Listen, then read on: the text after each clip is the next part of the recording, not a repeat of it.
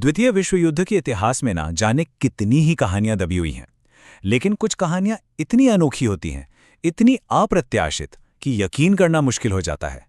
आज हम एक ऐसी ही कहानी की बात करेंगे, एक भारतीय महाराजा और पोलैंड के सैकड़ों अनाथ बच्चों की। ये सिर्फ एक कहानी नहीं है, बल्कि इंसानियत की एक ऐसी दास्तां है जो युद्ध की उस भयानक आग के बीच पनपी थी। तो चलिए इस कहानी को एक सीधे से सवाल से शुरू करते हैं। पोलैंड की राजधानी है वॉर्सो। वहां एक चौक का नाम है गुड महाराजा स्क्वायर, मतलब अच्छे महाराजा का चौक। अब सोचने वाली बात यह है कि आखिर क्यों एक भारतीय शासक का पोलैंड के दिल में इतना बड़ा सम्मान? इसकी वजह क्या हो सकती है? और बात सिर्फ एक चौक के नाम तक ही सीमित नहीं है। उनकी विरासत की गूंज तो आज भी पूरी दुनिया में सुनाई देती है। देखिए, वॉर्सो में एक मेमोरियल है जहां बड़े बड़े नेता जाके श्रद्धांजलि देते हैं। इजराइल में उनकी एक मूर्ति है, और तो और उन्हें मरणोपरांत पोलैंड का सबसे बड़ा नागरिक सम्मान कमांडर्स क्रॉस भी दिया गया। तो सवाल और भी गहरा हो जाता है कि आखिर एक भारतीय राजकुमार 3 अलग-अलग देशों के इतिहास का इतना अहम हिस्सा कैसे बन गया? अच्छा, तो चलिए अब इस पहेली को सुलझाते हैं। ये कहानी है नवानगर रियासत के महाराजा दिग्विजय सिंह जी रणजीत सिंह जी जडेजा की। वही जिन्हें आज भी लोग प्यार से अच्छा महाराजा या गुड महाराजा कहते हैं। इस कहानी की जड़ें समझने के लिए ना हमें थोड़ा समय में पीछे जाना होगा। चलिए चलते हैं द्वितीय विश्व युद्ध के उन शुरुआती उथल-पुथल भरे दिनों में, जब सोवियत संघ ने पोलैंड पर हमला किया और वहीं से एक भयानक मानवीय संकट की शुरुआत हुई। ये टाइमलाइन दिखाती है कि हालात कितनी तेजी से बिगड़े थे। 1939 में सोवियत हमला हुआ और सब कुछ बदल गया। फिर अगले बस 2 सालों के अंदर लाखों पोलिश नागरिकों को जबरदस्ती उनके घरों से निकालकर सोवियत यूनियन के बहुत ही बेरहम इलाकों जैसे साइबेरिया में भेज दिया गया। सोचिए, फिर 1941 में जाकर एक समझौता हुआ, जिसके बाद इन्हें एमनेस्टी मिली, मतलब रिहा किया गया। और इसी वजह से 1942 में शरणार्थियों की एक बहुत बड़ी बेबस लहर दुनिया के सामने आ खड़ी हुई। इस तबाही का अंदाजा लगाना भी सच कहूं तो बहुत मुश्किल है। जरा इस नंबर पर गौर कीजिए। करीब करीब 3,80,000 बच्चे और नौजवान, मतलब एक पूरी की पूरी पीढ़ी, जिन्हें उनके परिवारों से छीनकर एक अनजान दुश्मन देश में धकेल दिया गया था। और वहां निर्वासन में उनकी जिंदगी किसी बुरे सपने से कम नहीं थी। पढ़ाई लिखाई तो भूल ही जाइए। हकीकत यह थी कि उन्हें कैंपों और खेतों में गुलामों की तरह काम करना पड़ता था। हर दिन बस भूखमरी, बीमारियां और एक ऐसा जबरदस्त मानसिक सदमा जिसकी हम और आप शायद कल्पना भी नहीं कर सकते। तो जब इन बच्चों को आखिरकार सोवियत यूनियन से बाहर निकाला गया, तो पूरी दुनिया के सामने एक बहुत बड़ा सवाल था कि ये बेघर बच्चे अब जाएंगे कहां? कौन देगा इन्हें पनाह? इनके लिए एक महफूज ठिकाने की तलाश शुरू हुई, और यहीं से हमारी कहानी एक बिल्कुल ही अनएक्सपेक्टेड मोड़ लेती है। इस रेस्क्यू मिशन के 2 मुख्य हीरो थे। एक तो जैसा कि हम जानते हैं नवानगर रियासत के शासक महाराजा दिग्विजय सिंह जी जडेजा, और दूसरी थी कीरा बनासिंस्का। वो पोलिश रेड क्रॉस की एक डेलीगेट थी, और कहा जाता है कि उन्होंने ही इन बच्चों को बचाने के लिए जमीन आसमान एक कर दिया था और महाराजा को मदद करने के लिए मनाया था। यहां एक बहुत जरूरी बात समझनी होगी। उस वक्त जो ब्रिटिश इंडिया था, मतलब जिस पर अंग्रेजों का राज था, वो इन शरणार्थियों को लेने में हिचकिचा रहा था। लेकिन नवानगर एक रियासत थी, एक प्रिंसली स्टेट। वो सीधे सीधे ब्रिटिश सरकार के अधीन नहीं थी। तो महाराजा ने किसी की परवाह नहीं की और खुद आगे बढ़कर इन बच्चों को पनाह देने का ऑफर दिया। और महाराजा ने किया क्या?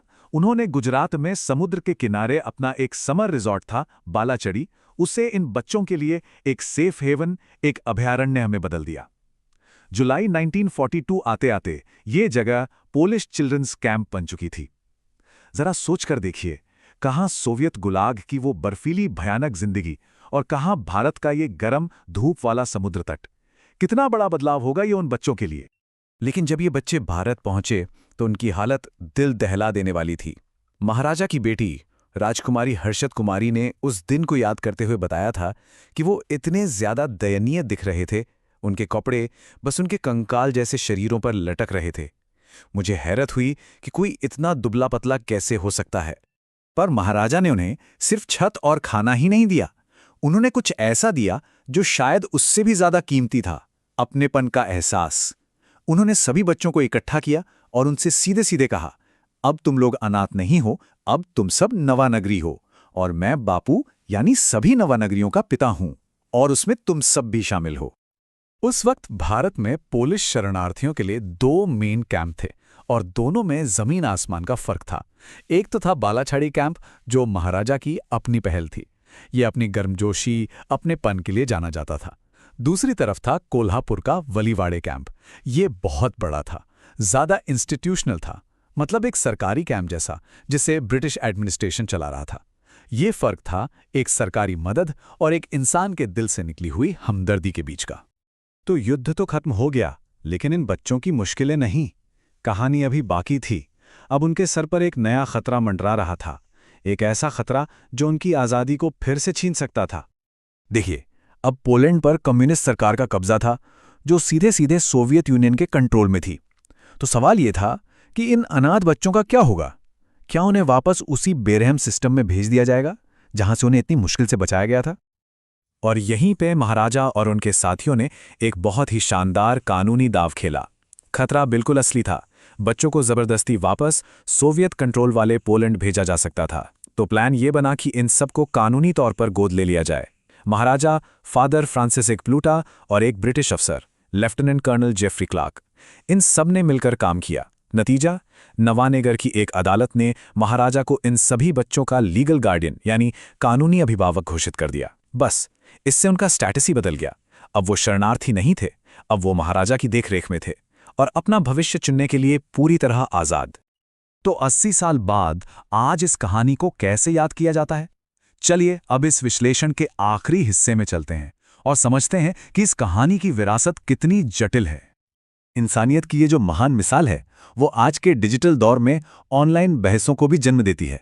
इसका फिर से मूल्यांकन किया जाता है। होता क्या है कि पुरानी ऐतिहासिक घटनाओं को अक्सर आने वाली पीढ़ियां एक नए नजरिए से, एक नए चश्मे से देखती हैं। आज इस कहानी को 2 बिल्कुल अलग अलग लेंस से देखा जाता है। एक तरफ महाराजा को एक हीरो, एक इंडियन ऑस्कर शिंडलर की तरह देखा जाता है, एक ऐसी महान आत्मा जिसने तब मदद का हाथ बढ़ाया जब कोई और आगे नहीं आ रहा था। लेकिन दूसरी तरफ आज के दौर में कुछ लोग मुश्किल सवाल भी उठाते हैं, जैसे कि क्या विदेशी बच्चों की मदद तब की गई जब देश में भी बहुत से बच्चे ज़रूरतमंद थे, या क्या ये गोरे लोगों के प्रति एक खास तरह का झुकाव था? और ये भी कि क्या महाराजा ने अपने राज्य की निचली जातियों के लिए भी इतनी ही हमदर्दी दिखाई थी? ये ऐसे सवाल हैं जो इस कहानी को और भी ज़्यादा कॉम्प्लेक्स और भी ज़्यादा जटिल बना देते हैं। और ये जो बहसें हैं, ये इस बात पर रोशनी डालती हैं कि कैसे इतिहास में किए गए दया और करुणा के कामों को आने वाली पीढ़ियां अपने नए सवालों और अपनी नई चिंताओं के साथ देखती हैं, और हो सकता है कि बिल्कुल अलग तरीके से देखें। यह हमें सिखाता है कि इतिहास को समझना कितना पेचीदा हो सकता है। और यहीं पर आकर हम एक आखिरी सोचने पर मजबूर कर देने वाले सवाल पर रुक जाते हैं। इतिहास को अपने ऐसे जटिल नायकों को आखिर कैसे याद रखना चाहिए? क्या किसी के एक महान काम को उसके समय और हालात से अलग करके देखना चाहिए, या फिर उसे हमेशा आज के पैमानों पर, आज की कसौटी पर परखना जरूरी है?